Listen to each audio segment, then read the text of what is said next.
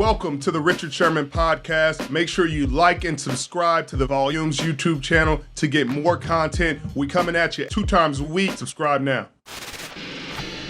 Welcome back to the Richard Sherman podcast. I got my guy, Mitch Eisenstein. Mitchell, Dallas?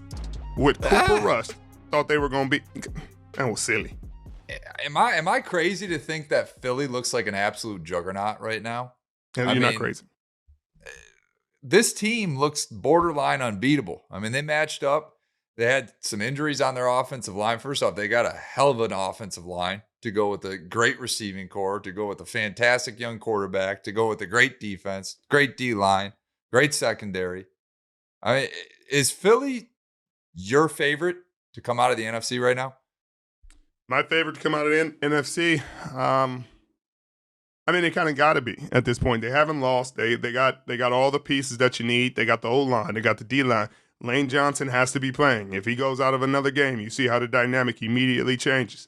And Dallas started to come back in that ball game, even with Cooper Rush at quarterback. And so that was a little concerning because there are some teams that will give them problems, more problems than the Dallas Cowboys present. But I think it'd be a hard argument to say they're not, outside of they're not proven in the playoffs. Jalen Hurts is not proven in the playoffs, but he's proven in the regular season that he can make it work. And they're really creative on offense. They're getting creative on defense. They have 2 corners that are, again, top 5 in passer rating against. And this game didn't do anything to change that. Those guys both showed up in big ways. They have tough assignments.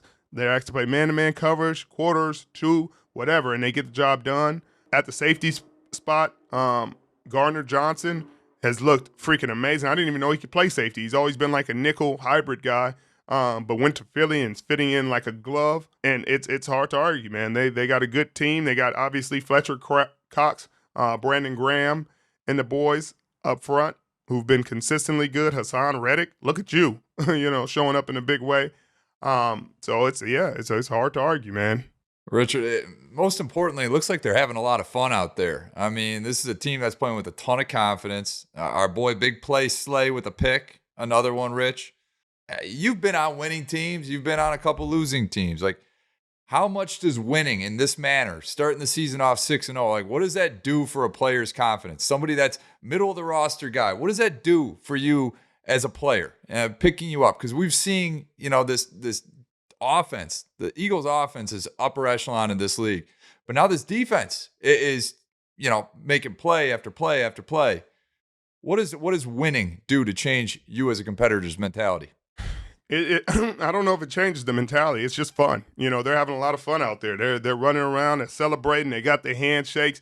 It feels good. When you go back to the sideline, the coach is feeling good. He's interacting with his players. You see the energy's high, and you have belief. You have faith. So even when adversity hits, it's still belief. It's still faith. You still believe you can win those games. They can be down 21 points. They wouldn't fall victim to the infighting because they have belief. They have faith. They have great energy. They have chemistry. They have camaraderie. They have so many things trending this way for them that, you got Kazir White is playing outstanding football. Like Javon Hargrave. Like there's so many guys on this team that you can name person after person. Devontae Smith is doing what they expected him to do, scoring touchdowns, but nobody's being selfish. You had Elijah Moore say something, with the Jets the other day. We're winning, but like, where are my targets? You don't hear that. You don't hear that from any of the Eagles players because it's just a different kind of chemistry going on. Those guys are believing. They're being selfish. Just like whatever it takes to win, we're willing to do. And that's how you win. That's how you win in this league, and that's how you win championships. And when that mentality is contagious throughout the whole team, makes the team dangerous. Speaking of a team that's not winning, Rich, I'm going to go there. The Broncos. I don't know what to do other than just throw my hands up in the air right now. You said it at the beginning, and I want our team to bring up the tape. This is why we record all these segments. People were calling for your head in Seattle. A lot of Russell Wilson fans in Seattle calling for your head, for your critique. Right or wrong at that moment, that was your opinion. Mitchell, if he loses this game, Mitchell, it's going to be trouble. It's going to be trouble. People going to be wondering if he signed that deal because he knew it was going to be trouble. It looks to me like there is trouble in Denver. There's big time trouble. Whether they want to admit it or not, They committed a heap of cash to a player. They mortgaged their future, both their financial future and their draft capital future, not to mention a couple great young assets and Noah Fant, among others, for a guy they thought, Rich, was going to take them to that next level. Richard, we haven't seen a progression. We've seen a regression. And that's hard to believe. I think if you poll the Denver Bronco fan base, going from Teddy Bridgewater to Russell Wilson, the vast, vast, vast majority, if not the 99% majority, would have assumed there'd be a pretty sizable increase in win share this year. What we're seeing right now, Rich, is a regression to the depths of this league. A potential top 10 pick next year that, by the way, is going to Seattle. Again, to make matters worse, it's the money, Rich. And when you have a team, a defense like the Broncos have, I mean, imagine if they had a lower tier defense. I mean, this is a team, this is a defense that is playing and fighting and keeping them in every single game. There's problems in Denver. And all I'm going to ask you is, how do they fix it? Mitchell. How do they fix it? I don't have that answer for you, Mitchell, because I'm not sure there's a fix to be had. You paid the quarterback the money. You have to let the quarterback play. But the system that the quarterback was in Seattle is a system he's comfortable in. That's why they knew him. Everybody said, Pete Carroll's holding him back. No, they knew him best. They knew how to put him in positions to be successful. They knew when he was struggling, how to get him back in rhythm. That's what good coaching is. This coaching staff does not know how to do that. And so when he's 10 for 10, everything's going great. He started the game 10 for 10, looked great, moving around, hitting the open guy, like moving the ball up and down the field, looking like his old self. But then things started to go differently, and they don't have the playbook to say, hey, let's go back to what he does well, so let's get him back on track. And when you don't have that, and you don't have Javonte Williams in the run game, you don't have Garrett Bowles, your starting left tackle, to say, hey, we're going to run behind him. Things get different, and you have to lean on your quarterback. And this defense, who was giving up 6 touchdowns in 6 games, Mitchell, 6 touchdowns in 6 games. Like, it doesn't get any better than that. I'd have a hard time finding a defense that is playing at a higher level than that, a higher tick than that, where you're like, man, like they're really getting the job done.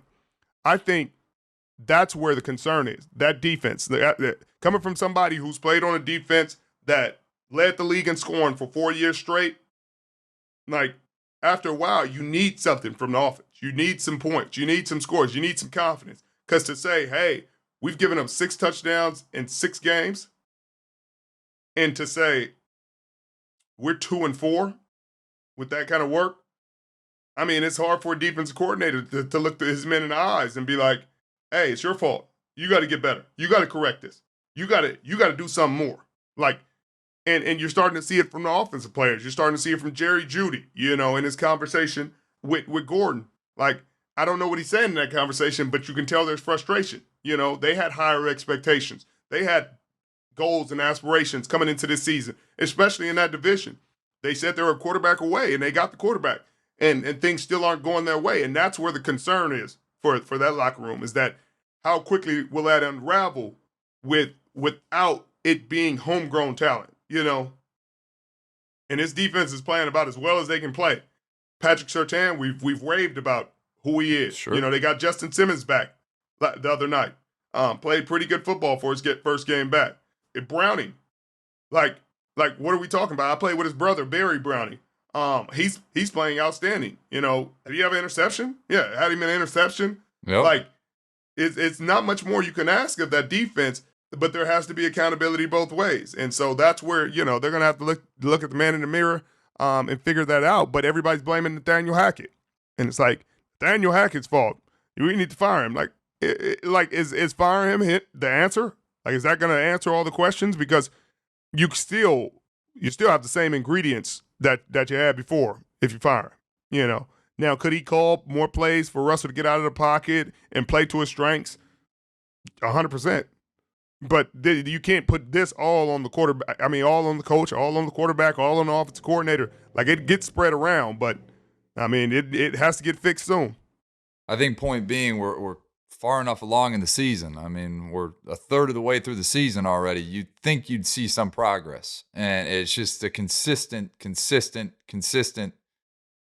I mean, dude, just like what we're talking about, the power of winning in the Eagles, how it elevates everyone else's games. And it certainly gives players a platform because they're going to be on prime time. I mean, this is a team, the Broncos, maybe it's to their detriment that they've been on prime time so much. I mean, there's been a hell of a lot of pressure that's come with that.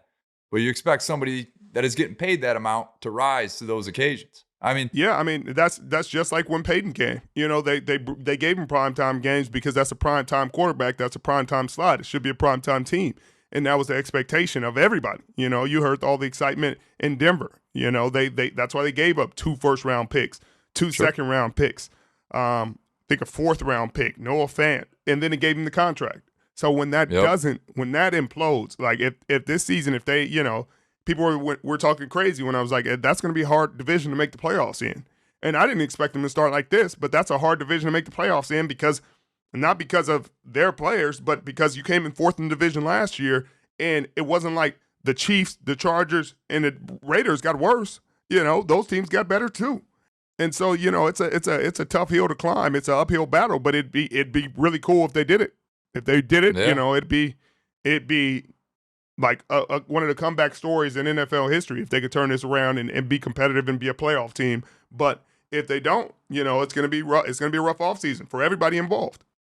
Well, they certainly got the defense to do it. I mean, this is the only second time in Justin Herbert's career that he hasn't thrown a touchdown in a game, and it comes in a W for him, which is incredibly ironic as well. The Broncos are going to have an opportunity to get right next week, but they play the Jets, who are a smoking hot team. So it doesn't get any easier, Rich. Yeah, I mean, there are so many hot teams. There's so many first-year coaches that are doing great. Like Kevin O'Connell, 5-1. And nobody's talking about the Minnesota Vikings. Everybody's like, are they the real deal? Brian Daboll, New York Giants, 5-1. Everybody's like, are they for real? Salah, it's his 2nd year, but getting things turned around at 4-2. Like, things are going really well. And for the Denver Broncos, the reason the expectations were high because of the veteran quarterback. Even with the Indianapolis Colts, they were in the dumpsters. They tied with the Texans early on. Everybody's like, Matt Ryan's over the hill. That offensive line is overpaid, like, and underperforming. And they've slowly but surely turned it around. Matt Ryan threw for 380 or something. 72% of his passes complete. Like, getting the ball down the field. Now they're 3-2-1. They're competitive in that division where everybody's like, Jacksonville looks to be the class of this division, the Tennessee Titans. But here come the Indianapolis Colts. Like, parity in football right now. Very much parity.